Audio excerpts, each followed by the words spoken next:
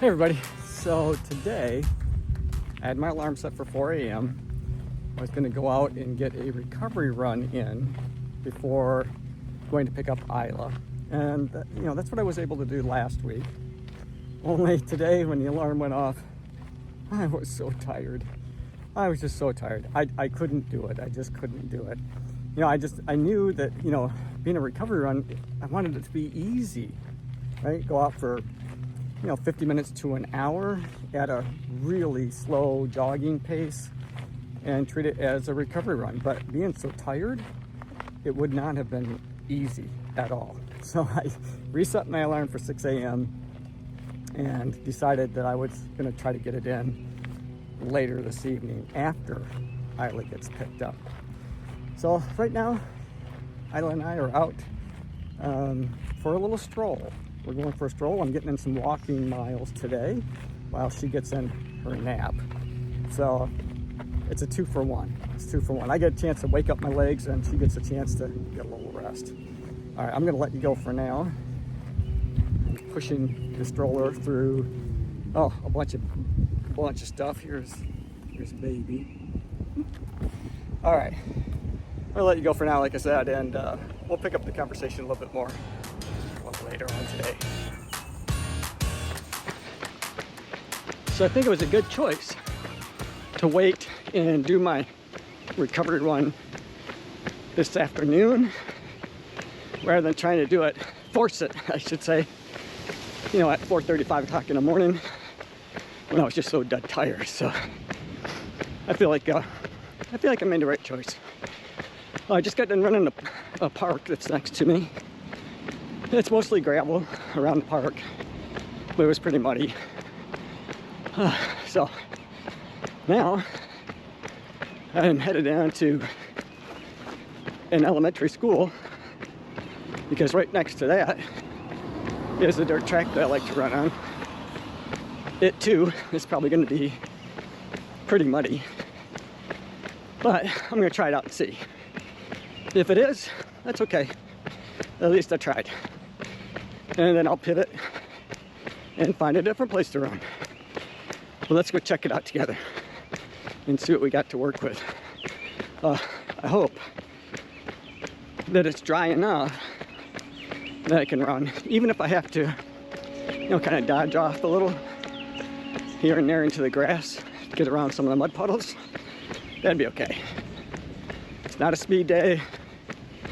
Trucking along right around a 9:30 mile pace, and that's not too bad. I'll take that for today. I don't know if it'll end up being that.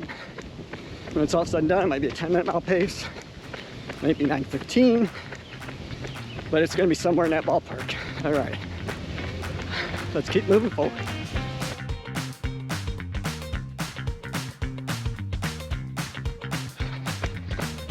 So I'm taking this training block one run at a time. And I'm going to celebrate success every time I run and I'm not injured. So not unlike really what we talked about in the long run video that I posted recently. Tips about how to break it up, make it seem not quite so long.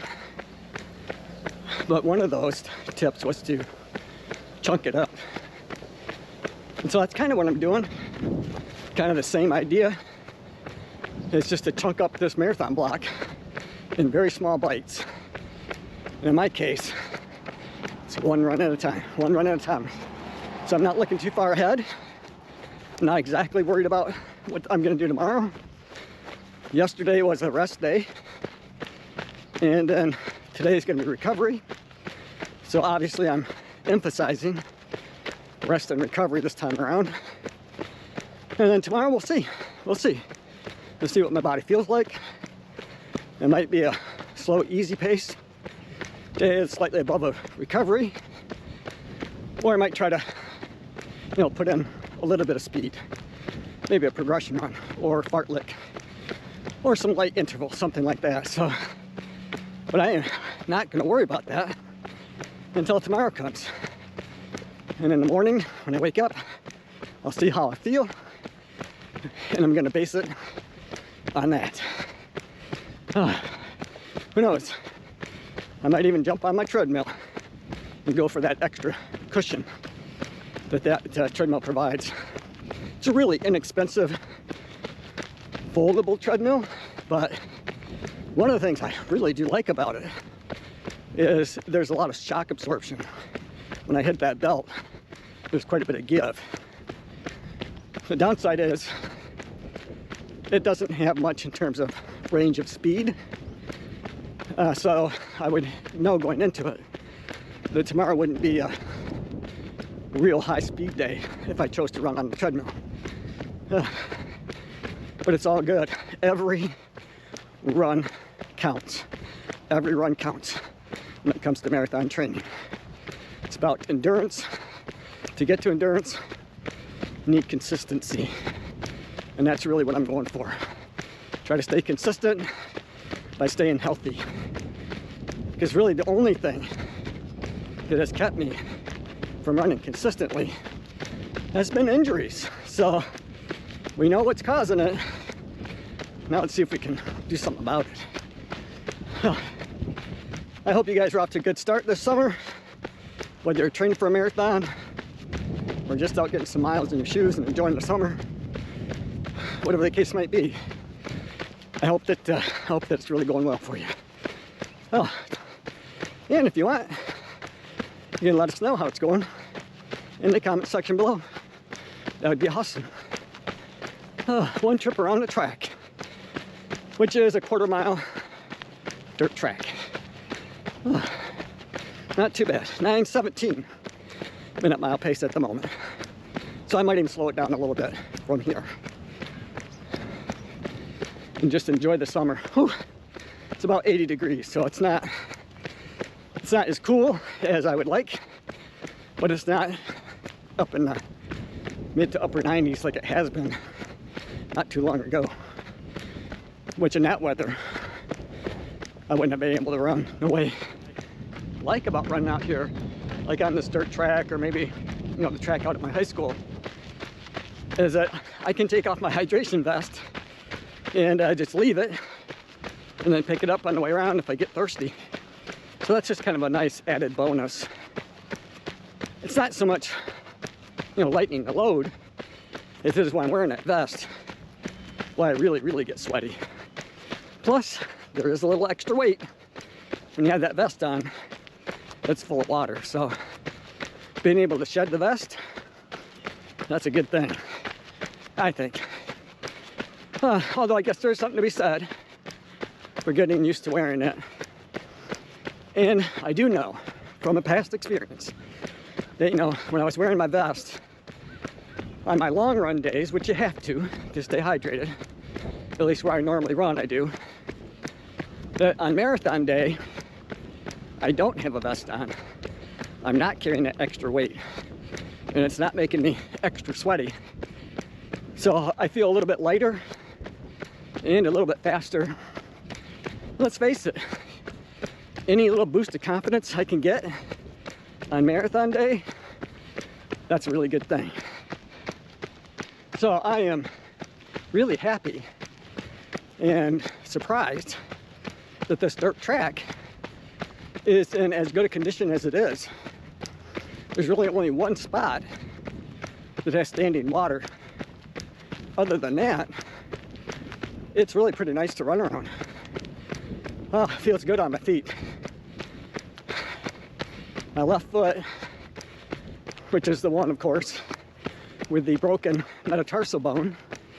And if you happen to click on this video first, before you've seen any others of mine, it's the 4th metatarsal bone that is still healing. I was cleared to run, but I can't really overdo it. So, but today, out here with the Mount Coast P1s on a soft dirt track, it's feeling pretty good. Feeling pretty good. I don't want to get overconfident, but I'll take the wins when I can get it. I'm going to call that a win.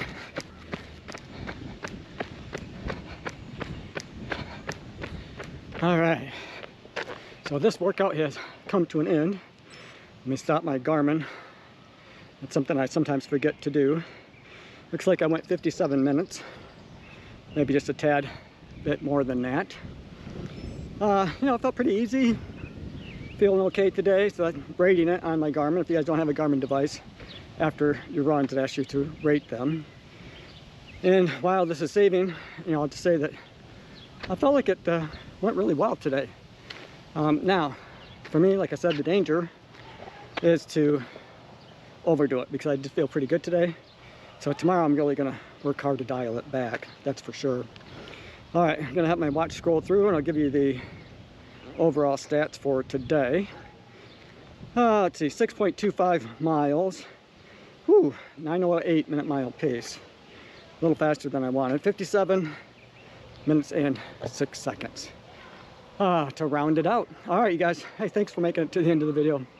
I hope you enjoyed it. Definitely enjoyed making it for you. As always, run tall, run strong, be kind to one another. Thanks for watching, and I'll see you in the next one. Whew, all right.